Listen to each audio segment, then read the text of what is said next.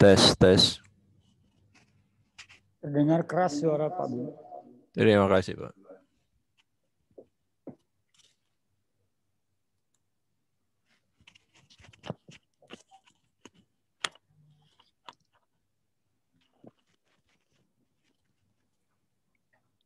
Selamat sore, Pak Menteri.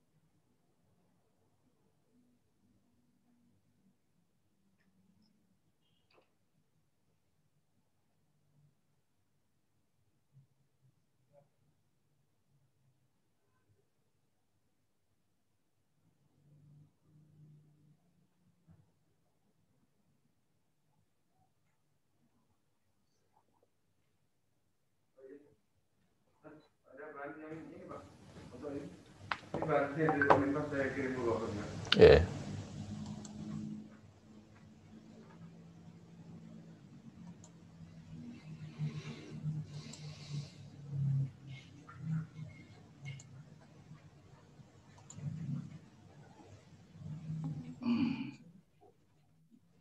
Ya, Bu.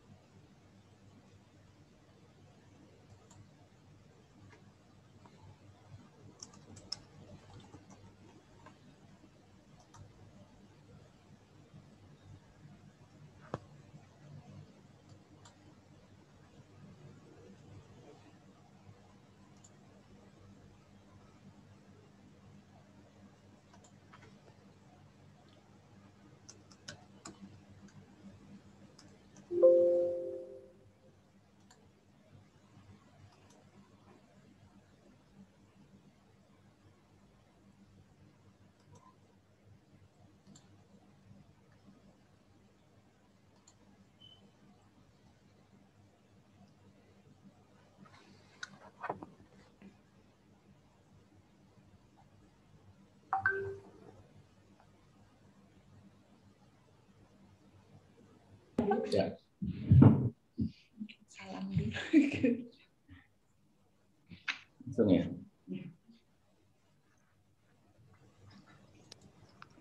Yang terhormat Bapak Menteri Penertiban Aparatur Negara dan Reformasi Birokrasi, Bapak Cahyokumolo. Yang terhormat Bapak Kepala Badan Kepegawaian Nasional, Bapak Bima Haryawibisana. Deputi SDM Aparatur Kemenpan RB, Bapak Teguh Wijanarko. Yang terhormat para Duta Besar Republik Indonesia di mancanegara. Yang terhormat perwakilan tetap Republik Indonesia, Saudara Konjen RI dan Konsul RI di mancanegara, para warga negara sebangsa dan setanah air dimanapun berada. Sebelum kami menyampaikan kata sambutan, terima kasih kepada Bapak Menteri, Bapak Kepala BKN dan Deputi SDM yang telah meluangkan waktu dalam webinar ini.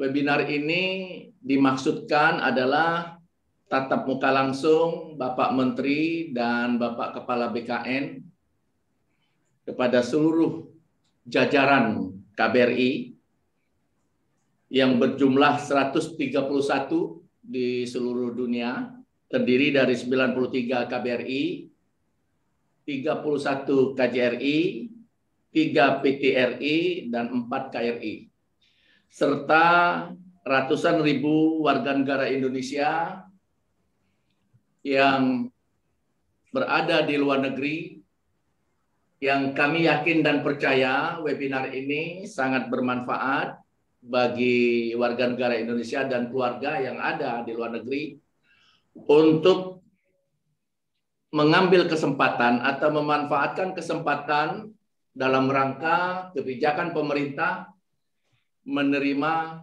pegawai negeri tahun anggaran 2021. Bapak Menteri dan Kepala BKN serta Deputi SDM yang kami hormati, tujuan sosialisasi penerimaan CPNS tahun anggaran 2021 ini kami yakin dan percaya bisa memberi gambaran kepada warga negara Indonesia maupun keluarganya yang berada di luar negeri, serta memberi penjelasan yang efektif bagi keluarganya yang mulai dari SD, SMP, serta SMA dan kuliah di luar negeri untuk memanfaatkan peluang ini untuk menjadi pegawai negeri sipil Republik Indonesia. Sekali lagi kami ucapkan terima kasih kepada Bapak Menteri dan Bapak Kepala BKN serta Deputi SDM yang berkenan meluangkan waktu demi memberi gambaran kepada masyarakat tidak hanya di dalam negeri tapi juga masyarakat Indonesia yang berada di luar negeri. Demikian sambutan kami. Kami persilahkan Bapak Menteri Penertiban Aparatur Negara dan Reformasi Birokrasi untuk memberikan sepatah dua patah kata. Kami persilakan Bapak. Terima kasih Pak Dubes. Assalamualaikum warahmatullahi wabarakatuh. Selamat siang waktu Indonesia. Salam sejahtera untuk kita semuanya. Om Swastiastu, Namo Buddhaya. Yang pertama, kami menyampaikan ucapan terima kasih atas forum yang terhormat ini. Setidaknya kami akan menyampaikan beberapa hal-hal secara umum, kemudian nanti detail teknis akan diteruskan oleh Bapak Kepala BKN dan Deputi SDM Pak Teguh, yang mana kedua beliau inilah yang sebagai pansel nasional untuk menangani proses rekrutmen pegawai di tahun anggaran 2021. Memang untuk tahun 2020 memang tidak kita adakan karena memang ada pandemi COVID juga menyelesaikan proses penerimaan calon pegawai di tahun anggaran 2019 yang alhamdulillah pada akhir tahun 2020 ini sudah selesai semuanya. Bapak sekalian yang saya hormati, saya kira kita harus berangkat daripada visi misi Pak Jokowi dan Pak Ma'ruf Amin yang berkaitan dengan reformasi birokrasi dan juga mengkaitkan dengan peningkatan kualitas sumber daya manusia serta hal-hal yang diupayakan untuk terwujudnya penyederhanaan birokrasi. Memangkas eselon 3, 4, 5 menjadi jabatan fungsional, kemudian menempatkan eselon 1 dan eselon 2 sebagai leader. Ini terkait dengan selesainya Undang-Undang Cipta Kerja, yang mana diharapkan seluruh pegawai sipil pemerintah, termasuk di dalamnya TNI Polri ini, cepat mengambil keputusan, cepat memberikan perizinan investasi, dan yang ketiga, cepat memberikan pelayanan yang terbaik kepada masyarakat.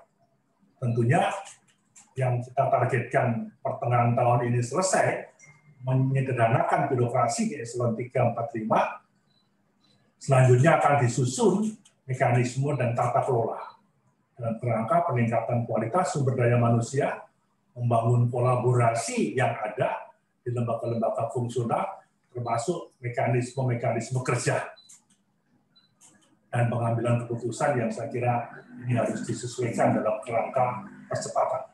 Ini penting karena perkembangan dunia semakin dinamis, di mana pengambilan keputusan politik pembangunan di Indonesia juga akan mau tidak mau mengikuti irama baik permasalahan yang berkembang secara regional maupun global, yang tentunya Bapak Ibu para duta besar dan teman-teman warga negara Indonesia yang ada di luar negeri sudah memahami masalah ini. Sehingga pembangunan SDM, pembangunan infrastruktur, simplifikasi regulasi, penyederhanaan birokrasi, dan transformasi ekonomi itu menjadi prioritas kerja Pak Jokowi dan Pak Ma'ruf Amin. Di tengah-tengah 1 tahun ini, mungkin 2 tahun ini kita konsolidasi dalam kerangka bagaimana memutus mata rantai COVID yang melanda dunia, khususnya yang ada di negara kita ini. Bapak-Ibu sekalian, saya kira saya memulai daripada pemerintah melaksanakan implementasi kebijakan sistem merit melalui strategi manajemen human capital ASN dalam Grand Design Pembangunan ASN tahun 2020-2024. Di mana strategi ASN ini meliputi 1. Perencanaan ASN sesuai arah pembangunan nasional dan potensi daerah, serta core business instansi berdasarkan analisis jabatan dan analisis beban kerja. Yang kedua, berkaitan dengan rekrutmen pegawai ASN. Ini melalui mekanisme seleksi yang objektif, transparan, akuntabel, bebas dari KKN, serta seleksi terbuka bagi jabatan pimpinan tinggi. Ketiga adalah pengembangan kompetensi ASN melalui penetapan standar kompetensi jabatan, melaksanakan kebijakan diklat 20 jam pelajaran per tahun, dan perbaikan metode pengembangan kompetensi. Termasuk diklat-diklat juga sistemnya harus kita rubah, supaya ASN mampu terus membangun inovasi-inovasi, percepatan-percepatan mengambil keputusan, dengan mengimbangi pergerakan dinamika ekonomi, sosial, politik yang ada di seluruh dunia ini. Kemudian yang keempat, berkaitan dengan masalah penilaian kerja dan penghargaan, di mana melalui pemeringkatan hasil penilaian kinerja dan penilaian perilaku secara 360 derajat sebagai dasar pemetaan talenta, remunerasi, dan penghargaan. Berikutnya adalah yang berkaitan dengan pengembangan karier ASN yang berbasis sistem merit dengan memperhatikan kebutuhan nasional berdasarkan manajemen talenta dan peningkatan kesejahteraan ASN melalui reformasi kebijakan gaji, tunjangan, fasilitas seperti perumahan, pensiun, jaminan hari tua, kemudian asuransi pendidikan, kesehatan, dan lain-lain. Bapak sekalian, saya kira mekanisme pengadaan ASN, baik kementerian, lembaga, instansi, maupun daerah, sudah menyampaikan usulan kebutuhan ASN dengan mempertimbangkan analisis jabatan dan analisis beban kerja.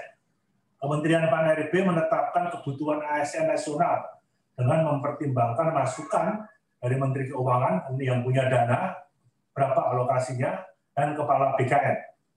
Kemudian pengumuman seleksi, pelaksanaan seleksi administrasi, pelaksanaan seleksi kompetensi dasar, dan seleksi kompetensi bidang dilakukan oleh BKN. Nanti Pak Bima akan menjelaskan dengan detail. Panitia Seleksi Nasional menetapkan hasil akhir seleksi, di mana penetapan nomor induk kepegawaian itu tanggung jawab penuh oleh BKN, termasuk dalam hal ini adalah pengangkatan pegawai. Bapak-Ibu sekalian yang saya hormati, komposisi ASN di negara kita ini pada saat ini berjumlah 4.168.118. Dengan rincian pejabat struktural 11%, pejabat teknis dan kesehatan mencapai 14%, kemudian guru dan dosen mencapai 36%, dan pelaksana administrasi mencapai 39%. Untuk rekrutmen tahun anggaran 2021 dan 2022, arahan Bapak Presiden, kita lebih banyak memberikan kesempatan menampung tenaga-tenaga penyuluh lapangan, mengurangi tenaga-tenaga administrasi.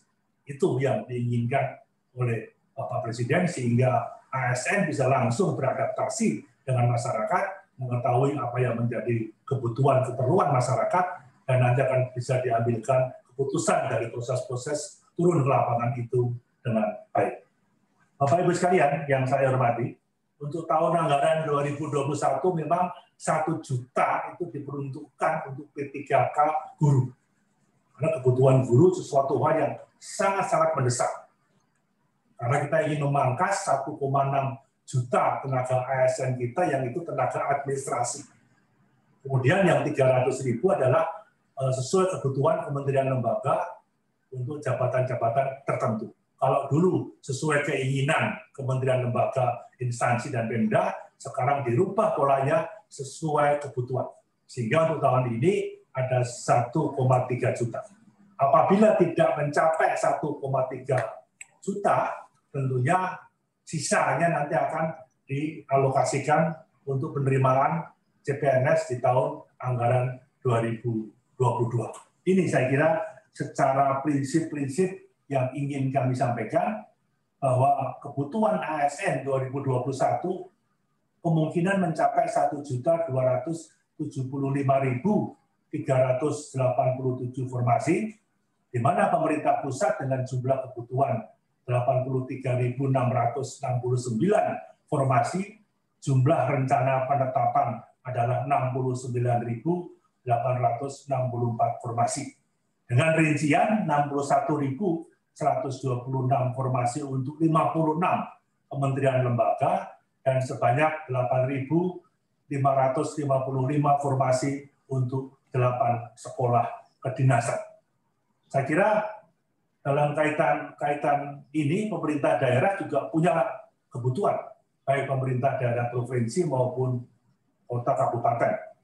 Untuk guru PPK yang 1 juta lebih formasi tadi memang jumlah perencanaannya dan penetapannya akan kita lihat sampai batas waktu limit terakhir nanti. Akan disampaikan oleh Pak Teguh dan oleh Pak Bima. Sehingga kebutuhan untuk CPNS yang terdata 119.000 sekian formasi dari jumlah penetapan sebanyak 84.282.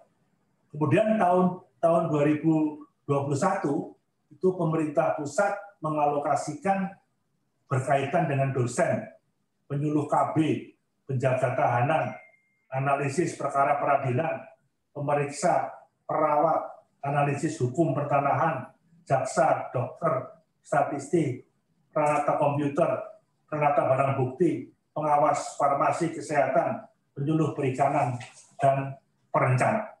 Saya kira jumlah guru, termasuk jabatan tenaga kesehatan, perawat, dokter, asisten, apoteker, maupun perekam medis apoteker, termasuk jabatan-jabatan teknis, seperti pengelola barang dan jasa, polisi kehutanan, pengawas benih tanaman, juga menjadi perhatian kita bersama.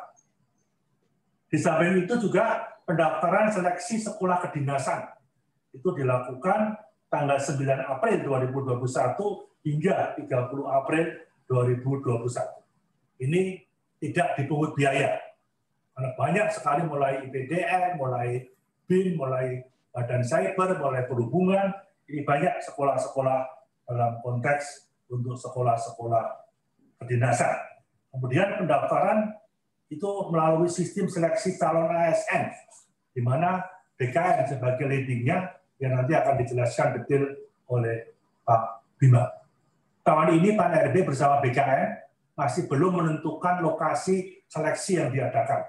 Tapi pada intinya seleksi itu akan dilakukan dengan menggunakan komputer asisten tes yang dikoordinasikan oleh BKN, di mana seleksi ini dilakukan di kantor pusat BKN, Kanrek dan UPT BKN, dan lokasi mandiri yang diselenggarakan oleh sekolah-sekolah kedinasan. Bapak Ibu sekalian yang saya hormati, saya kira ketentuan umum mengenai seleksi P3K guru maupun non-guru nanti Pak Teguh akan menjelaskan secara detail.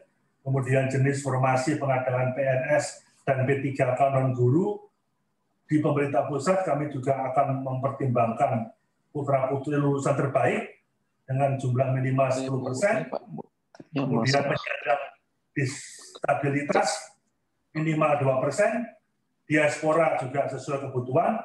Kemudian putra-putri asli dari Papua dan Papua Barat, serta formasi-formasi khusus lainnya yang bersifat strategis. Jadi kami persilakan buat teman-teman sekalian, warga negara Indonesia yang ada di luar negeri, untuk bisa mengakses terus website Kemenpan RB maupun Kemenlu dan juga BKN untuk bisa terus memantau kapan-kapan mengenai jadwal-jadwal yang berkaitan dengan proses ini.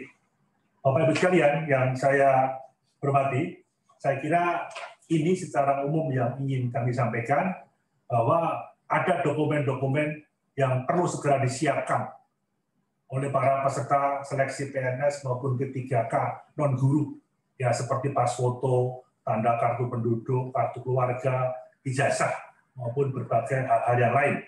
Kemudian disiapkan juga oleh instansi penyelenggara seleksi PNS dan P3K non-guru seperti mekanisme pelaksanaan yang memperhatikan protokol kesehatan, membentuk panitia seleksi instansi, menetapkan hal-hal yang menyangkut kompetitif, adil, objektif, transparan, bersih dari KKN, dan tidak dipungut biaya, kemudian menyediakan portal pengaduan seleksi, dan hal-hal lain yang diatur kemudian. Ini mungkin secara umum yang ingin kami sampaikan.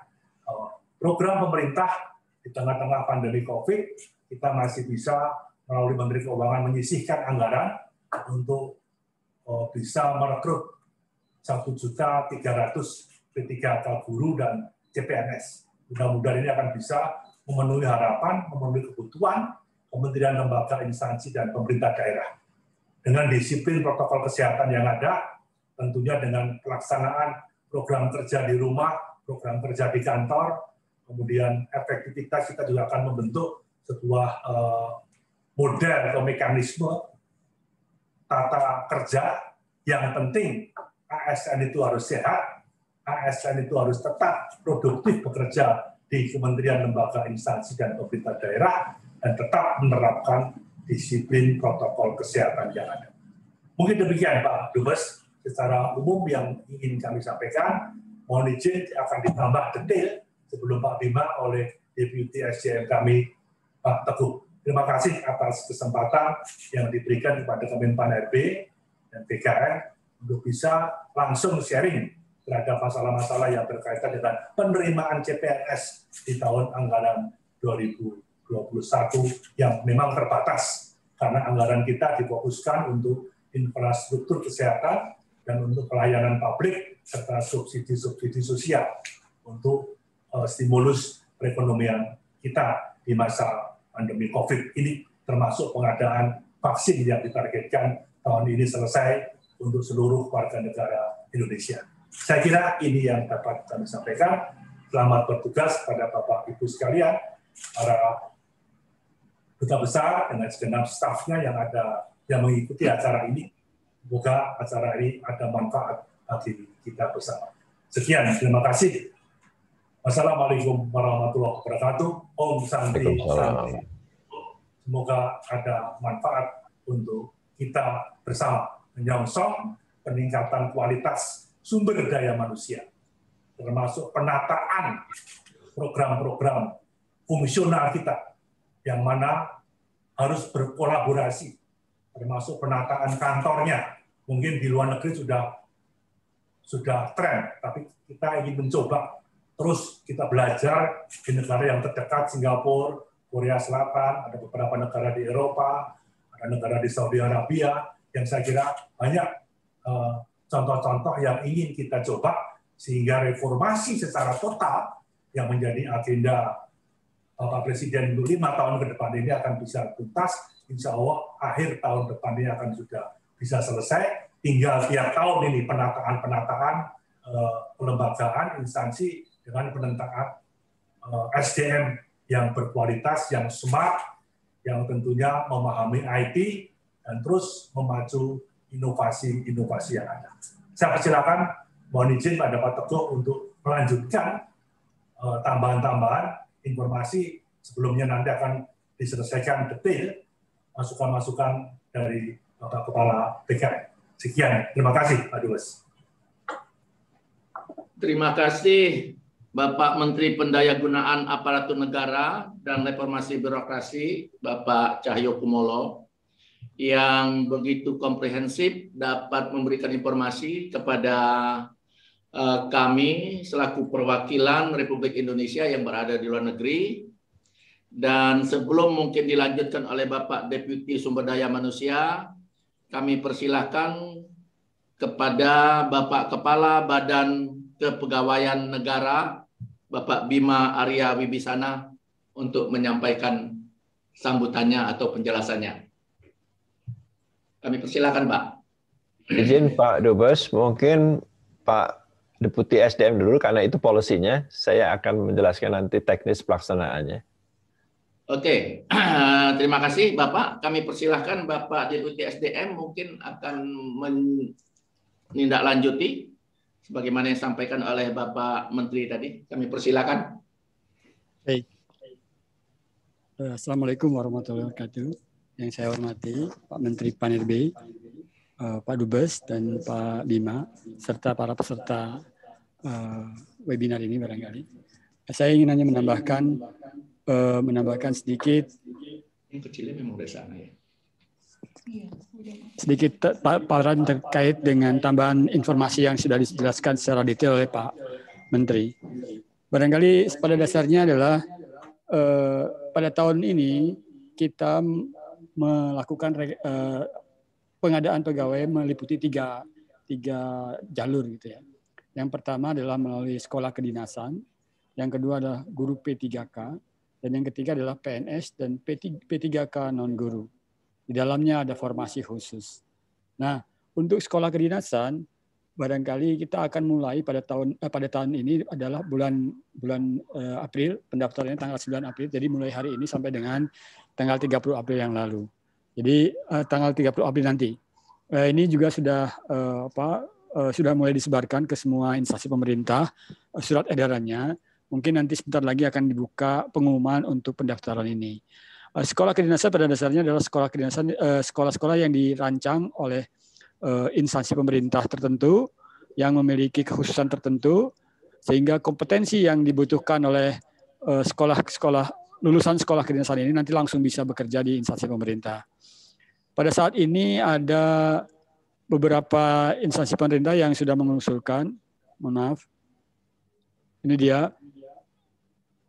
ini dia, ada 8 instansi pemerintah yang mengelola sekolah kedinasan. Yang pertama adalah Kementerian Keuangan, yaitu Politeknik Keuangan Negara, STAN, ya, disingkat STAN, ada 275 formasi. Kemudian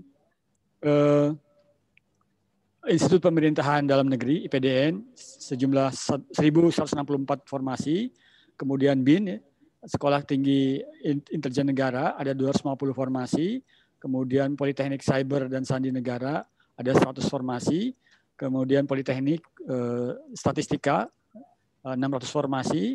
Kemudian di Polhukam itu ada Poltekip dan Poltekim, ada 600 formasi. Kemudian di Kementerian Perhubungan ada 21 sekolah kedinasan. Karena itu banyak sekali formasi yang dibutuhkan untuk ini. Ada 3.210 formasi. Dan yang terakhir adalah Sekolah Tinggi Meteorologi, Klimatologi, dan Geofisika. Ada 265 formasi untuk ini. Bapak sekalian, ini kira-kira sekolah kedinasan yang ada di dalam lingkup Kementerian Perhubungan. Ada Politeknik Transportasi Darat, ada Politeknik Perkeretaapian Indonesia, sampai dengan Politeknik Penerbangan di Palembang. Kira-kira seperti itu. Kemudian pada tahun ini juga kita membuka pengadaan guru P3K. Jadi guru ini, pengadaan guru ini adalah pengadaan yang digagas oleh Menteri Pendidikan dan Kebudayaan dalam rangka memenuhi kebutuhan sekitar 1 juta guru yang selama ini diisi oleh tenaga-tenaga honorer. Ya, karena itu kita buka tahun ini adalah 1 juta guru P3K tahun 2021. Nah, setelah kita buka ternyata ada 34 pemerintah provinsi yang mengusulkan, yaitu ada 128.656 formasi untuk pemerintah provinsi, kemudian ada 418.370 formasi untuk pemerintah kabupaten kota di 504 pemerintah kabupaten kota. Rencana jadwal pendaftarannya dimulai pada Mei, Juni, kemudian seleksi tahap pertama ini dilakukan pada bulan Agustus. Ya. Rencananya dilakukan 3 kali seleksi. Jadi bulan Agustus, bulan Oktober, dan bulan Desember. Setiap peserta itu bisa memiliki kesempatan untuk mengikuti sampai 3 kali seleksi gitu. Jadi pada tahap setiap seleksi, kemudian diumumkan, kemudian ada pemberkasan dan penetapan NIM, ini yang dilakukan oleh BKN, dan seterusnya seperti itu. Jadi sehingga tahun 2022, Januari 2022, diharapkan ini sudah selesai. Kemudian di samping itu, kita juga membuka lowongan untuk PNS dan P3K non-guru. Ya. Ada 56 kementerian lembaga yang membuka dengan jumlah formasi sekitar 61.129 formasi. Kemudian ada 30 pemerintah provinsi, ada 10.787 formasi. Kemudian ada 435 pemerintah kabupaten kota, berjumlah sekitar 94.990 formasi. Jabatan yang banyak dibuka untuk kementerian dan lembaga, artinya di pusat, itu ada jabatan dosen, penjaga tahanan, ini karena di Kementerian Hukum dan HAM, penyuluh KB, ini terkait dengan masalah BKKBN. Ya. Mereka sekarang menjadi salah satu yang kita perlukan karena kita ingin mengurangi penurunan angka stunting. Kemudian analis perkara peradilan, ini terkait dengan prioritas tentang hukum dan sebagainya, sampai pada perencana. Sementara di pemerintah provinsi ada jabatan tenaga kesehatan, ya, kemudian jabatan teknis yang lainnya. Kalau kita lihat peranan komputer ini menjadi jabatan teknis yang paling banyak dibuka karena memang pada saat ini kita berupaya membawa pemerintah kita pada pemerintahan digital. Kemudian yang kedua adalah di pemerintah kabupaten kota. Ya, masih jabatan tenaga kesehatan yang terbanyak, kemudian tenaga-tenaga teknis lainnya yang mencakup penyuluh pertanian, auditor, kemudian pengadaan barang dan jasa, pengelola keuangan, dan verifikator keuangan. Pada tahun ini juga kita membuka jenis formasi khusus. Ya. Jadi ada mereka yang lulus terbaik, cum laude, kita berikan formasi 10% dari formasi yang ada. Kemudian penyandang disabilitas, ada 2% dari formasi, karena ini semacam keharusan oleh undang-undang. Kemudian diaspora, ini tergantung kebutuhannya di masing-masing kementerian lembaga. Putra-putri Papua dan Papua Barat, ini setiap tahun ada ini. Kita berikan formasi khusus untuk mereka di semua kementerian lembaga. kemudian juga formasi khusus lainnya yang bersifat strategis. Di daerah juga sama, kira-kira seperti itu, kecuali putra-putri Papua dan Papua Barat. Nah, secara umum nanti kita melakukan menggunakan skema pendaftaran dengan protokol kesehatan. Nanti Pak Bima akan menjelaskan ini. Barangkali karena setiap tahun lalu kita juga melakukan ini, karena pada saat itu kita sudah menunda beberapa kali seleksi TKD-nya, kemudian kita seleksi TKD ya, bukan seleksi SKB, seleksi kompetisi bidang, karena ada COVID gitu. Akhirnya kita gunakan protokol COVID, kita berdiskusi dengan Kementerian Kesehatan dan BNPB untuk menyelenggarakan ini. Dan tahun ini saya kira protokol yang sama akan tetap digunakan. Dan Pak Bima punya banyak sekali pengalaman mengenai hal ini. Saya kira secara umum barangkali hal-hal yang perlu dipersiapkan oleh para peserta antara lain misalkan fotokopi, pas foto, kemudian kartu KTP, kartu keluarga, ijazah, dan persyaratan lain yang diatur kemudian oleh masing-masing instansinya.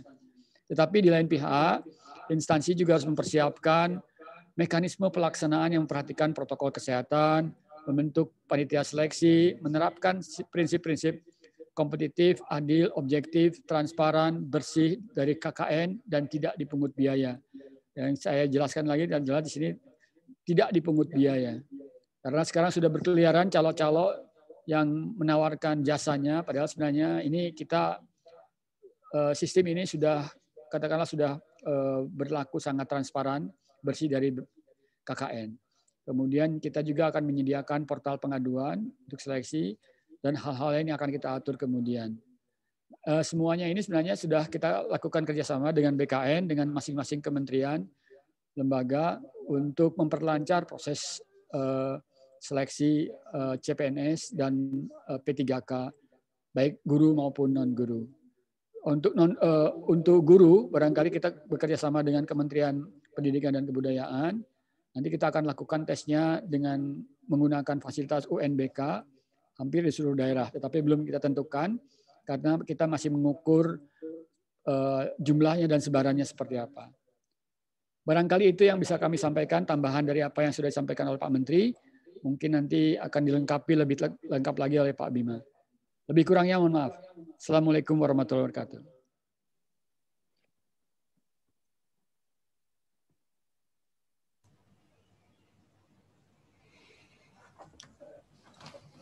Sekarang kami persilahkan kepada Bapak Kepala Badan Kepegawaian Negara, Bapak Bima Hari Wibisana. Terima kasih Pak Dubes. Assalamualaikum warahmatullahi wabarakatuh. Waalaikumsalam. Yang saya hormati Pak Dubes Rumania, para Dubes yang hadir pada acara ini, Konsulat Jenderal, Konsulat, dan pejabat di lingkungan Kedutaan Besar, Kementerian Luar Negeri, dan hadirin yang berbahagia. Saya mungkin akan sharing screen saja supaya memudahkan untuk menjelaskan.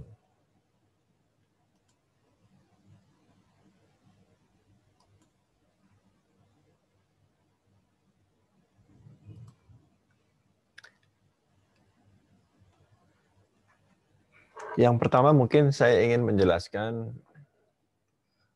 statistik dari ASN kita sekarang ini. Jadi per posisi 1 April 2021, jumlah ASN kita 4,179 juta orang. Ini terdiri dari PNS yang berjumlah 4,13 juta orang, dan pegawai pemerintah dengan perjanjian kerja yang berjumlah 49.000 orang. Nah, apa bedanya PNS dengan P3K? Dalam undang-undang ASN itu dibagi dua. Yang pertama adalah pegawai negeri sipil, yang kedua pegawai pemerintah dengan perjanjian kerja. Ini adalah aparatur sipil negara. konsepsi ini sebetulnya mengadopsi konsepsi pembagian pekerjaan atau pembagian jabatan di negara-negara maju yang telah menerapkan birokrasi yang modern. Jadi PNS ini kalau di negara maju adalah civil servants. Jadi mereka yang membuat kebijakan. Sedangkan pegawai pemerintah dengan perjanjian kerja ini mungkin lebih kepada government workers, orang-orang yang melakukan pelayanan publik. Jadi mereka sama-sama aparatur sipil negaranya, tapi berbeda perannya. Jadi kalau kita menggunakan contoh di Amerika misalnya, itu di federal government lebih banyak civil servants-nya. Semakin ke bawah, state and local government, itu nanti akan semakin banyak government workers-nya, karena mereka melakukan tugas-tugas pelayanan publik. Nah, kita mulai tahun ini sudah mulai menerima pegawai pemerintah dengan perjanjian kerja. Ini isinya kemarin itu lebih kepada tenaga kesehatan, tenaga pendidikan, dan penyuluh pertanian, penyuluh peternakan, dan lain-lain. Ini yang diterima sebagai PPPK pada tahap pertama. Nah, konsepsi ini akan kita teruskan. Jadi saya berharap sebetulnya PNS ke depan ini seperti juga melihat pada negara-negara maju lainnya, jumlahnya tidak lebih dari 30%. Jadi PPPK-nya 70%, PNS itu sekitar 30%. Banyak yang mengatakan kepada saya, kenapa harus ada dua? Kan tidak bergengsi PPPK ini. Nah, kita sebetulnya sudah meninggalkan paradigma lama bahwa PNS itu amtenar pangreh praja itu yang memiliki segala privilege dan kewenangan. Ke depan PNS ini tidak beda dengan PPPK juga. Mereka akan diukur kinerjanya, dan kalau memang tidak bisa memenuhi kinerjanya ya bisa diberhentikan gitu. Jadi sebetulnya tidak ada perbedaan di sana. ASN kita ini dari sisi pendidikan memang sudah lebih banyak yang berpendidikan S1 ke atas. Jadi sudah 2,78 juta orang. Tetapi yang SD, SMA juga masih banyak, 759 ribuan. Nah, inilah mereka ini yang melakukan kegiatan-kegiatan administratif. Jadi kalau kita melihat dari grafik ini yang JFU itu jabatan fungsional umum, jabatan fungsional teknis satu tertentu. JFU ini tenaga administrasi. Besarnya adalah 1,6 juta orang. Sering menjadi pertanyaan, dengan tenaga administrasi sebesar ini, apakah kemudian birokrasi kita akan dapat cepat berubah menjadi smart and world-class birokrasi? Jawabannya tentu akan sangat sulit. Jadi kita perlu orang-orang yang memiliki kemampuan dan kompetensi baik lebih banyak. Nah, sehingga kita tidak menerima lagi pekerjaan-pekerjaan yang bersifat administratif dan strata pendidikan SMA ke bawah, kecuali untuk sekolah kedinasan. Nah, dari sisi kelompok usia, ini juga terlihat ketidakseimbangan. Negara kita ini penduduk milenialnya adalah sudah 60%, hampir 70%, hampir 65%. Tapi susunan birokrasinya lebih didominasi oleh yang senior, atau teman-teman menyebutnya kolonial ya. Kalau ini milenial, ini kolonial ya. Kolonialnya lebih banyak gitu. Nah, jadi ini tidak mencerminkan sebetulnya demographic bonus yang sekarang ini seharusnya kita nikmati. Jadi lebih banyak yang tua daripada yang milenial. Ini juga perlu cepat diseimbangkan sehingga birokrasi kita menjadi lebih produktif. Pembagian pusat dan daerah juga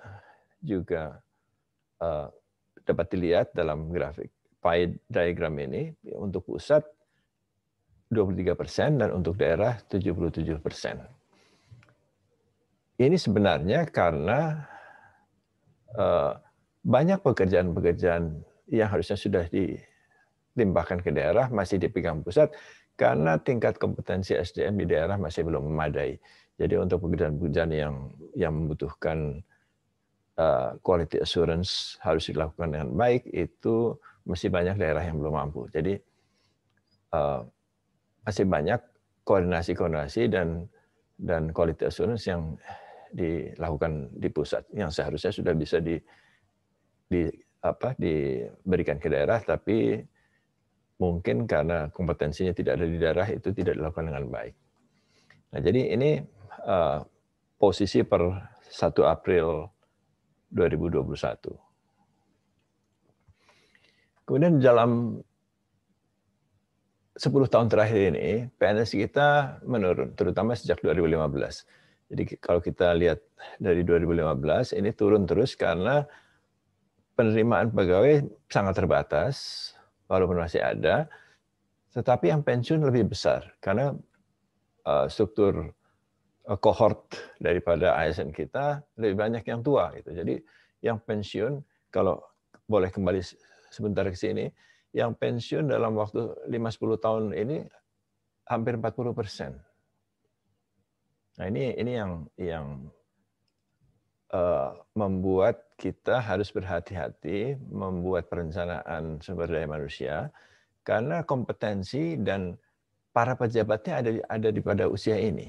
Sehingga kalau ini cepat sekali pensiun, sedangkan kompetensi dan tanggung jawabnya belum bisa secara cepat estafetkan ke bawahnya, ini akan menjadi masalah di kemudian hari. Ini juga beberapa data yang dapat kami sampaikan. Jadi yang terbanyak sebetulnya adalah guru. Jadi PNS kita itu, guru dan tenaga pendidikan itu berada dalam jumlah yang paling besar. Jadi kalau saya pindah ini guru itu ada 1,4 juta orang. Kemudian dosen ada 75.000, tenaga medis ada 338.000. Nah, yang lebih besar dari guru adalah tenaga administrasi, jabatan fungsional umum. Ini ada sebesar 1,6 juta. Jadi kita ingin sesegera mungkin sebetulnya mengubah struktur dari formasi jabatan dan usia di dalam pemerintahan ini. Nah, kemudian konsepsi untuk penerimaan ke depan ini seperti sudah disampaikan oleh Pak Menteri dan juga Pak Teguh tadi, kita masih mengacu pada rencana pembangunan jangka menengah. Nah, dalam rencana pembangunan jangka menengah itu, Presiden sudah menyampaikan keinginannya bahwa beliau menginginkan suatu smart and world class birokrasi. Jadi kami mencoba menguraikan apa yang dimaksud dengan smart dan world class birokrasi itu. Jadi ini beberapa hal yang dapat kami identifikasi, dan untuk bisa mencapai ini, maka tesnya itu pertama adalah seseorang ASN harus memiliki karakteristik pribadi yang baik. Ini dapat secara generik kami lihat dengan memberikan tes karakteristik pribadi. Jadi komponen pertama dalam seleksi kompetensi dasar adalah tes karakteristik pribadi. Yang kedua, ASN juga perlu menjadi perekat dan pemersatu bangsa. Ini tesnya nanti adalah tes wawasan kebangsaan. Yang ketiga, seseorang ASN tentu perlu memiliki inteligensia yang tinggi. Ini komponen ketiga dari seleksi kompetensi dasar, yaitu tes inteligensia umum. Nah, selain SKD, selain seleksi kompetensi dasar, calon PNS nanti, calon ASN juga perlu mengikuti tes kompetensi bidang. itu yang dites adalah keterampilan keahlian yang sesuai dengan jabatan yang dipilihnya. Jadi ada 2 tes, SKD dan SKB. Yang SKD itu ada 3 komponen, TU, tes inteligensia umum, TWK, tes wawasan kebangsaan, dan tes karakteristik pribadi. Sedangkan SKB-nya, seleksi kompetensi bidangnya, nanti adalah yang berkaitan dengan kompetensi jabatan yang dituju. Nah, untuk penerimaan ASN, ini sumbernya pertama adalah formasi PNS, formasi pegawai pemerintah dengan perjanjian kerja, dan formasi sekolah kedinasan. Tadi sudah disampaikan. Jadi sekolah kedinasan ini ada banyak dan membutuhkan taruna-taruni yang sesuai dengan kriteria yang dibutuhkan oleh jabatan-jabatan tersebut. Nah, untuk prosesnya akan sama.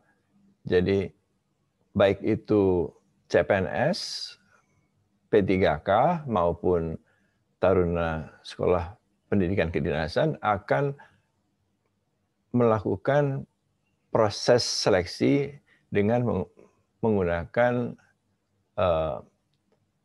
aplikasi SSCASN. Ini ada di BKN dan dapat dilakukan melalui web service. Jadi dengan website, nanti akan kami berikan websitenya. Ini bisa mendaftar melalui website yang ada di BKN. Kemudian pengolahannya ini juga nanti menggunakan computer assisted test. Jadi kami perlu menyampaikan bahwa seluruh prosesi tes ini tidak dilakukan oleh manusia. Ini proses computer assisted test ini dilakukan oleh teknologi dan hasilnya atau skornya langsung dapat diketahui begitu peserta selesai. Dan penandatanganannya juga sudah menggunakan digital signature. Jadi tidak ada lagi petugas yang terlibat dalam pelaksanaan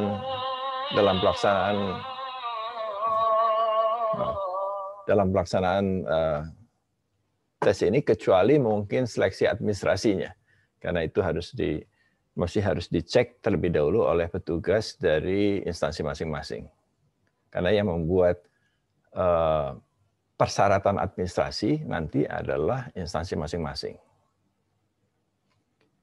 Nah, fitur-fitur dari SCASN ini nanti akan ada dashboard, ada portal, ada untuk pendaftaran. Pendaftaran ini nanti harus menggunakan nomor induk kependudukan, NIK. Jadi kalau belum punya KTP, harus segera mendaftar untuk mendapatkan NIK terlebih dahulu, KTP elektronik terlebih dahulu. Karena itu satu-satunya cara untuk bisa mengikuti seleksi ASN. Verifikasi ini nanti dilakukan oleh petugas dari masing-masing kementerian, bukan BKN.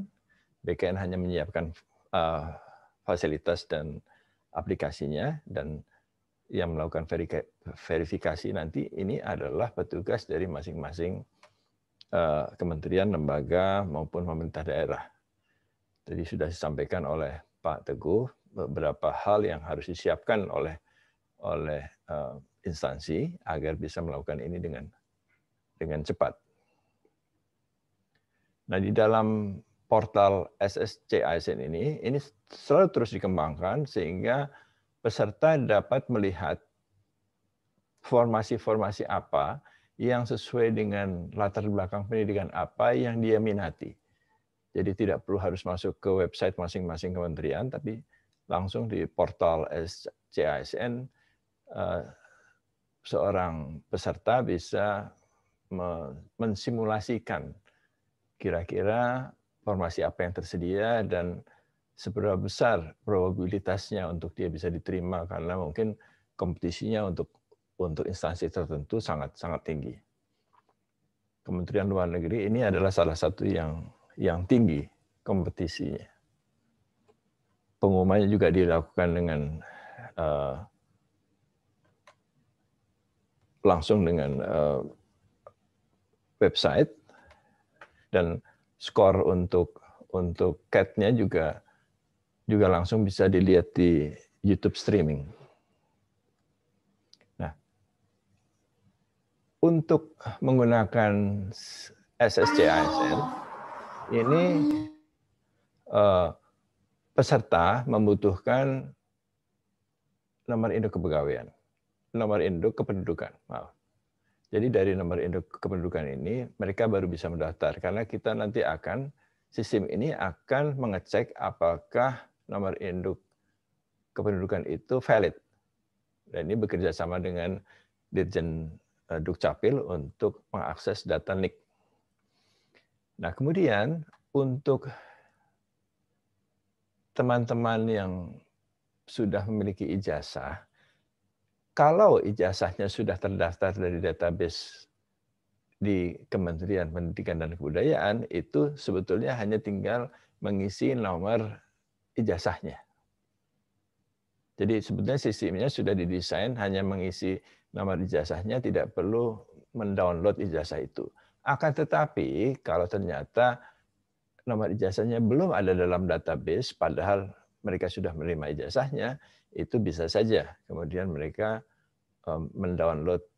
mengupload ijazah itu sebagai bukti dalam seleksi administrasi. Nah, untuk mereka yang mendaftar pada sebagai tenaga kesehatan, dokteran, farmasi maupun tenaga kesehatan lainnya yang diharuskan memiliki surat tanda registrasi STR atau sertifikat, ini juga data-data dari Konsil Kedokteran, Konsil Farmasi, dan Tenaga Kesehatan juga sudah dapat diakses melalui SSC ASN, sehingga mereka tidak perlu mengupload file atau sertifikat STR-nya. Nah, ini ada beberapa sistem pendukung, ada CAT itu sendiri, ada dokumen digitalnya, ada sistem informasi aparatur sipil negara, kemudian ada untuk menandatanganinya juga tidak perlu dilakukan secara manual. Jadi semuanya sudah menggunakan instrumen teknologi informasi. Nah, ini tadi sudah disampaikan oleh Pak Teguh. Jadi sekolah kedinasan ini diperkirakan akan dimulai pendaftarannya pada bulan April. Nah, ini taruna-taruna dari sekolah kedinasan ini banyak sekali. Terutama biasanya yang banyak sekali itu adalah politeknik lembaga pemasyarakatan, Poltekip. Itu di seluruh Indonesia besar sekali jumlahnya. Yang jumlahnya juga banyak adalah IPDN. Yang lainnya banyak tapi tidak sebanyak kedua sekolah kedinasan itu. Untuk guru, nah di dalam formasi 2021 ini ada kuota sebetulnya untuk 1 juta guru PPPK. 1 juta guru PPPK ini yang ada dalam data Dapodik, data tenaga honorer K2, dan database mereka yang telah memiliki sertifikasi guru. Kementerian Agama juga ingin menambahkan database itu, dan sekarang ini sedang dipimpin oleh Pak Teguh untuk menyatukan data-data guru agama di bawah Kementerian Agama dengan data-data guru di bawah Kementerian Pendidikan dan Kebudayaan. Ini belum masuk semua karena dari 1 juta itu baru separuhnya yang dimintakan informasinya oleh pemerintah daerah kepada Mendikbud. Nah, untuk seleksi P3K guru ini nanti akan menggunakan fasilitas UNBK. Karena fasilitas PKN nanti akan digunakan untuk CPNS. Jadi kami meminta bantuan teman-teman dari Dikbud untuk meminjam fasilitas komputer di UNBK. Sistemnya akan sama, tapi fasilitasnya saja yang berbeda. Untuk CPNS 2021 dan P3K non guru ini nanti akan mulai Mei. Jadi ini setelah Lebaran. Kalau yang sekolah kedinasan mungkin pada saat bulan Ramadan sudah mulai dilakukan pendaftarannya. Nah, kemudian untuk penetapan kebutuhan formasinya itu nanti akan ditetapkan oleh Menpan. Demikian juga untuk passing grade-nya. Nanti akan ada Permenpan mengenai ambang batas kelulusan, nilai kelulusan. Itu berapa skornya nanti akan ditentukan oleh Permenpan. Sedangkan BKN melakukan teknis pelaksanaan pendaftaran, ujian, dan pengumuman kelulusan. Jadi ini yang akan dilakukan. Kemudian setelah disetujui, BKN juga akan melakukan proses pertimbangan teknis untuk penetapan NIP.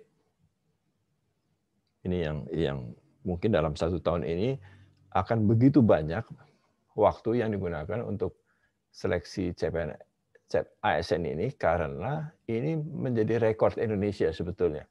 Biasanya kita hanya menerima 150.000, paling banyak 200.000 tahun 2014 yang lalu. Sekarang ini angkanya saya tidak tahu yang terakhir, tapi yang saya ketahui terakhir itu sudah lebih dari 700.000-an.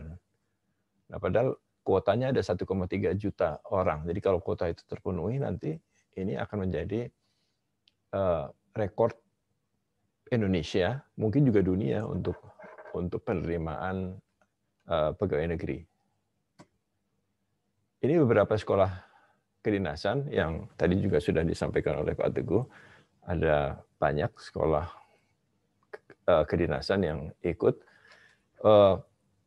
STAN tahun ini juga minta dibuka kembali karena tahun sebelumnya tidak ada penerimaan. Sekarang juga ada, walaupun tidak terlalu banyak seperti sebelumnya. Tapi dibuka untuk mahasiswa atau taruna Politeknik Keuangan Negara dan banyak yang lainnya.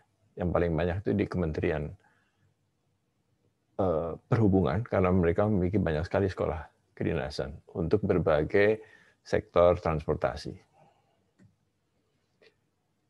Soal-soal itu bukan Menpan dan bukan BKN yang membuat, karena kalau kami yang membuat nanti bisa terjadi kecurangan. Jadi soal-soal itu dibuat oleh konsorsium perguruan tinggi.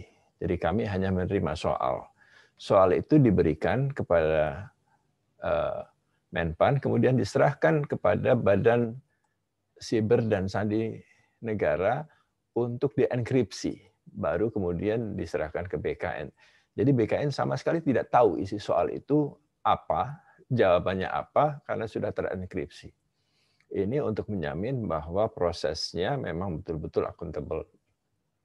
Dan hasilnya langsung juga disampaikan, baik di layar peserta maupun di YouTube secara live streaming. Itu bisa dilihat oleh semua orang, sehingga memastikan terjadinya transparansi dalam proses seleksi ASN. Ini mungkin tidak perlu, mungkin sedikit. Karena Kementerian Luar Negeri juga memiliki jabatan fungsional, kami juga berharap teman-teman di Kemlu juga membuat soal untuk seleksi kompetensi bidang dan P3K yang mungkin ada, agar soal-soal itu bisa kami gunakan untuk tes dalam seleksi ASN tahun ini. Jadi soal-soal yang ada itu mungkin perlu diupdate, diperbarui, dimutakhirkan agar tidak berulang.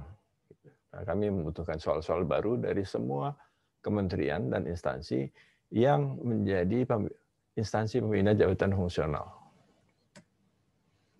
Nah, untuk pertama kalinya tahun lalu, karena adanya pandemi dan ketidakmungkinan mobilitas, ada restriksi dari pergerakan manusia di seluruh dunia, di Indonesia juga, maka untuk tahun lalu kami sudah bekerja sama dengan Kementerian Luar Negeri untuk membuka titik-titik lokasi tes di luar negeri. Ini tentu kami berterima kasih kepada Kemlu dan beberapa kedutaan besar yang telah menyediakan tempatnya untuk tes. Jadi ini sudah bisa dilakukan. Kalau tadinya teman-teman yang bekerja di Kementerian Luar Negeri harus kembali ke Indonesia untuk tes, nah sekarang ini bisa dilakukan di kedutaan besar. Juga untuk mereka yang berdomisili di luar negeri. Kalau ingin menjadi PNS tidak harus datang dulu ke Indonesia, tapi bisa dilakukan di tempat di mana mereka di KBRI, konjen atau kantor perwakilan terdekat dari tempat mereka tinggal. Nah, tahun lalu ada 62 peserta yang ikut tes dari luar negeri dan itu dilakukan di 15 negara.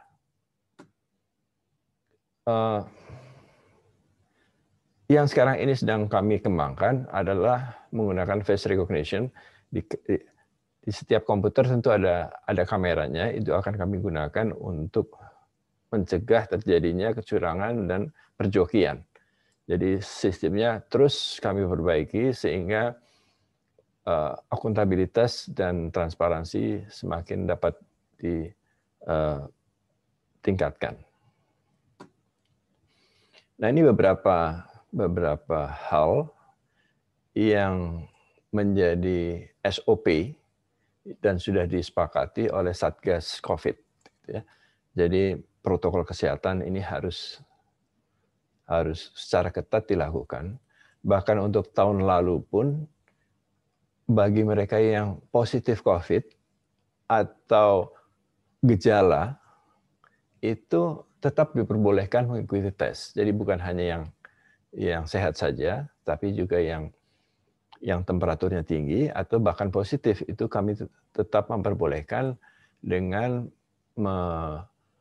menempatkan mereka pada ruang tertentu. Jadi yang sakit dengan yang sakit itu kami pisahkan, yang temperaturnya tinggi juga kami pisahkan lokasi tesnya. Tapi tetap boleh. Ini mendapatkan apresiasi karena untuk tes masuk perguruan tinggi yang temperaturnya tinggi tidak boleh gitu, tidak boleh ikut tes. Nah, ini CPNS boleh, bahkan yang positif juga tetap boleh. Nah, ini sebagai perbandingan saja, tahun lalu ada 3,36 juta orang peserta seleksi kompetensi dasar. Dan itu dilakukan selama 43 hari, 5 sesi. Nah, karena ini pandemi, kami hanya bisa melakukan 3 sesi. Kenapa begitu? Karena di antara sesi itu kami harus melakukan sterilisasi infrastruktur. Prasarannya harus disterilisasi, tetapi waktunya diminta lebih cepat, 21 hari, supaya tidak terjadi kerumunan yang berlama-lama. Gitu. Jadi tidak 43 hari, tapi 21 hari. Nah, ini tentu bisa kami lakukan jika perangkat-perangkat yang kami butuhkan tersedia. Jadi kami menghitung kalau 21 hari 3 sesi itu kami membutuhkan 56.000 komputer setiap sesinya. Nah, ini mungkin kami harus berkomunikasi dengan teman-teman dari Kementerian Keuangan untuk bisa menyediakan fasilitas itu. Saya kira demikian, Pak Dubes, apa yang dapat kami sampaikan. Mudah-mudahan ini bermanfaat untuk teman-teman dari Kedutaan Besar, Konjen, dan teman-teman dari Kementerian Luar Negeri. Terima kasih. Wassalamualaikum warahmatullahi wabarakatuh.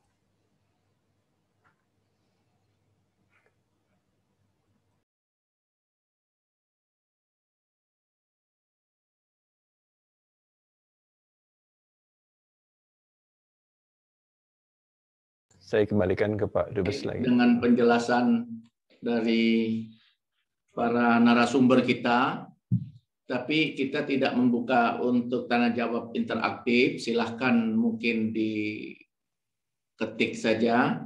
Tapi sebagai ice breaking, saya mungkin satu minta penjelasan dari Bapak Kepala atau Bapak Deputi, yaitu dalam hal Masindo atau diaspora, Pak.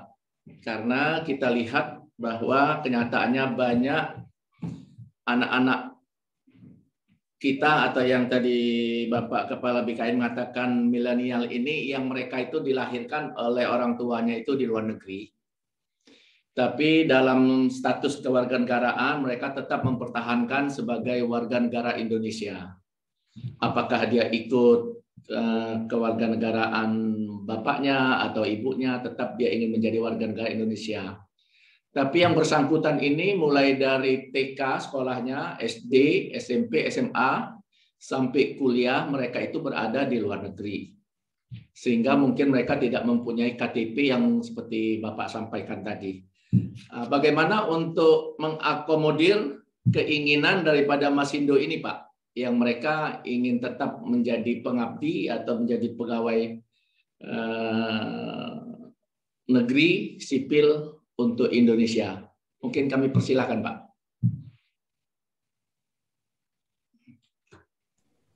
Pak Teguh, mau dijawab dulu, silakan. Silakan Pak Bima.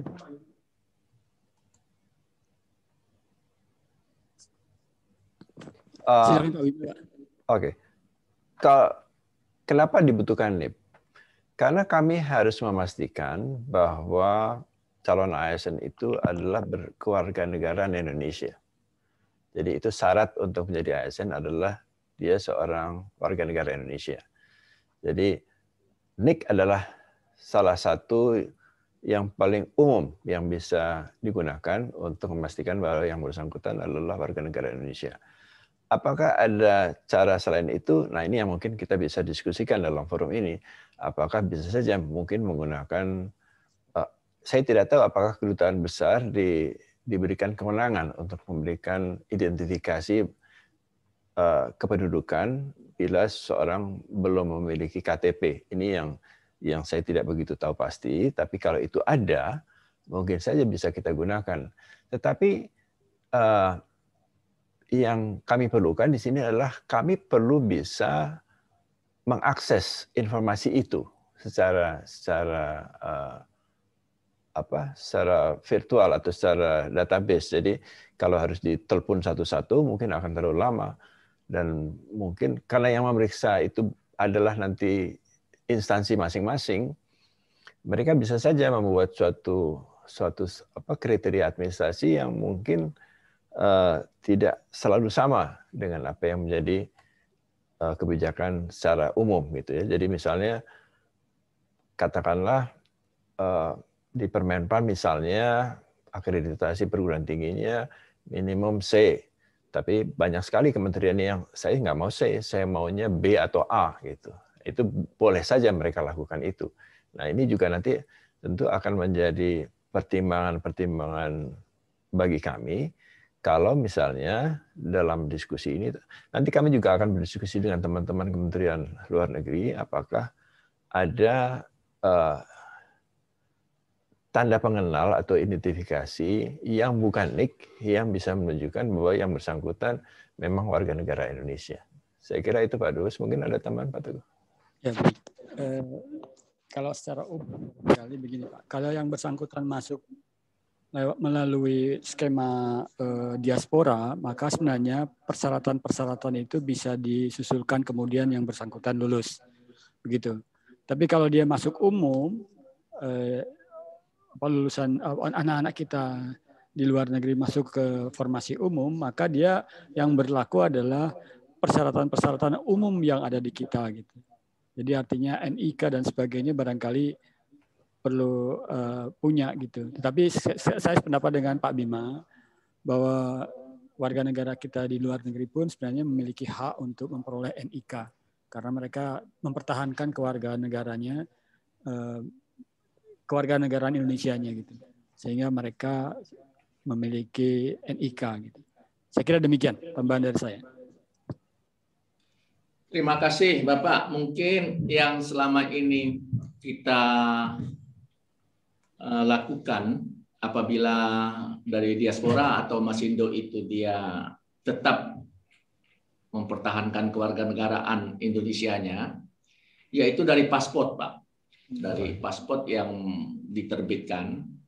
Tapi memang sudah ada rencana kalau nggak salah itu beberapa waktu yang lalu itu kerjasama antara Kementerian Luar Negeri dan Kementerian Dalam Negeri untuk menerbitkan NIT, nomor induk tunggal. Tapi mungkin ini sedang berproses di pusat. Tapi sementara itu belum terlaksana di perwakilan-perwakilan.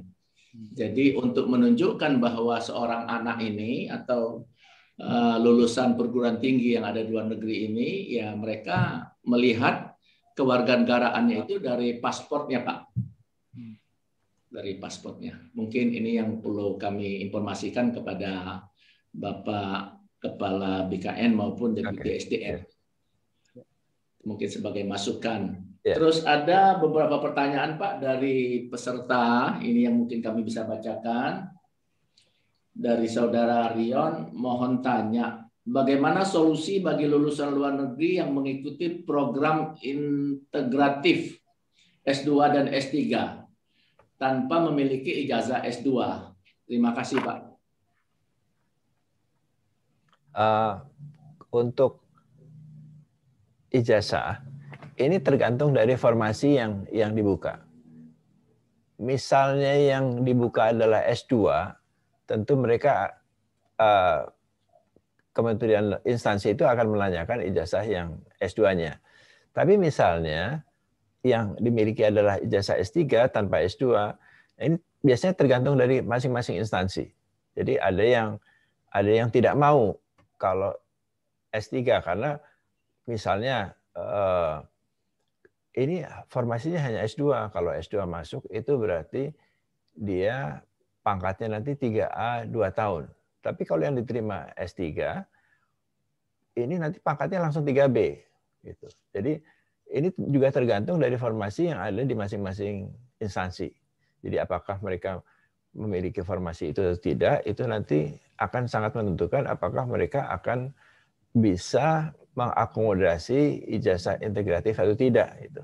Jadi kalau misalnya mereka tidak punya formasi yang untuk S3-nya, artinya dalam waktu dekat, karena S3 itu langsung 3B pangkatnya.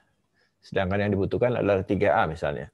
Kalau mereka merasa tidak membutuhkan itu, mungkin mereka akan menolak. Gitu. Tapi kalau mereka memiliki formasi atau membutuhkan formasi itu, kadang-kadang ada juga instansi yang membolehkan itu.